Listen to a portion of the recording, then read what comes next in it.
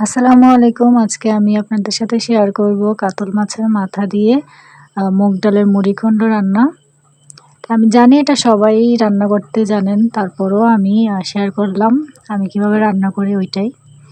তো আমি প্রথমে মুগ ডালগুলো শুকনো খোলায় ভেজে নিয়েছি, ভেজে ধুয়ে এখন সিদ্ধ বসিয়ে দিয়েছি। আমি কিন্তু এখানে হলুদ লবণ কিছুই ইউজ করব না, কারণ এটা তাড়াতাড়ি সিদ্ধ হয়ে যাবে।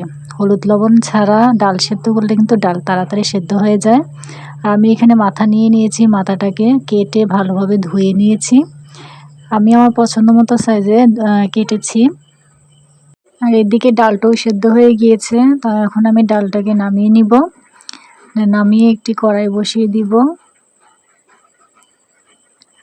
কড়াইয়ের মধ্যে এখন আমি তেল দিয়ে দিয়েছি, সয়াবিন তেল। তেলের মধ্যে হালকা একটু মেথি দিয়ে দিব, অল্প পরিমাণে।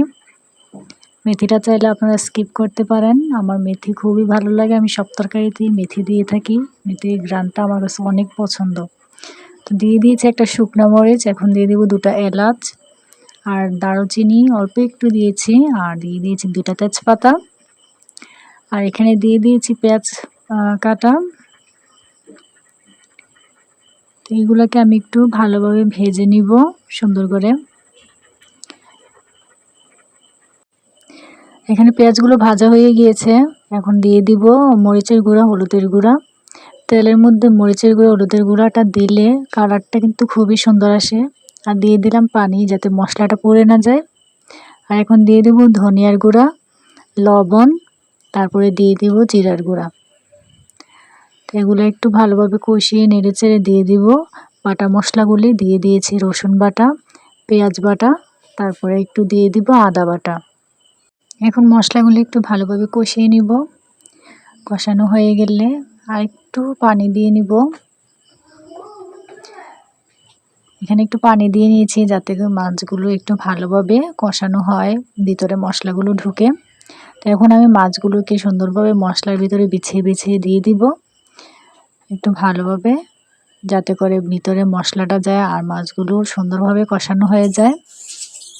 এখন এগুলোকে হালকা হাতে নেড়ে একটু ভালোভাবে কষিয়ে নিব। একটু পরপর একটু নেড়ে চেড়ে উল্টে পাল্টে দিব, যাতে সব দিকেই মশলাগুলো ভালোভাবে ঢোকে। এখন একটু ঢাকনা দিয়ে ঢেকে দিয়েছি, আস্তে আস্তে মশলাটা ভিতরে যাবে আর মাছটাও অনেক সুন্দর কষানো হয়ে যাবে। আমি মাছগুলোকে এখন উল্টে দিব আস্তে আস্তে, যাতে করে মাছটা না ভাঙে, ওইরকমভাবে উল্টে দিতে হবে। আমার এখানে মাছগুলো কিন্তু সুন্দরভাবে কষানো হয়ে গিয়েছে। তো এখানে আমি ডালগুলো দিয়ে দিব।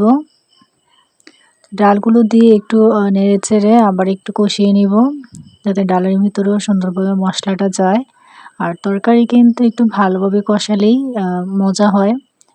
কষানো ছাড়া তরকারি কিন্তু খেতে তেমন ভালো লাগে না।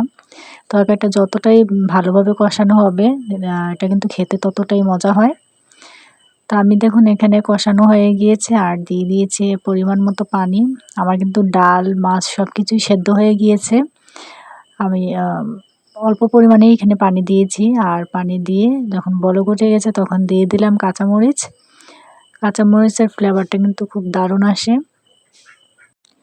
আর এখানে কিন্তু আমার মুড়িঘণ্টটা প্রায় রেডি হয়ে গিয়েছে। এখন আমি কয়েকটা ধনেপাতা কেটে সুন্দর করে দিয়ে দিব, যাতে ফ্লেভারটা আরও সুন্দর আসে। তো ধনেপাতা দেওয়া হয়ে গেলে আমি একটু নেড়ে চেড়ে এটাকে নামিয়ে নিব। রেডি হয়ে গেল আমার কাতলা মাছের মাথা দিয়ে মুড়িঘণ্ট। তো ভিডিওটি ভালো লাগলে অবশ্যই চ্যানেলটি সাবস্ক্রাইব করবেন, পাশে থাকবেন। আল্লাহ হাফেজ।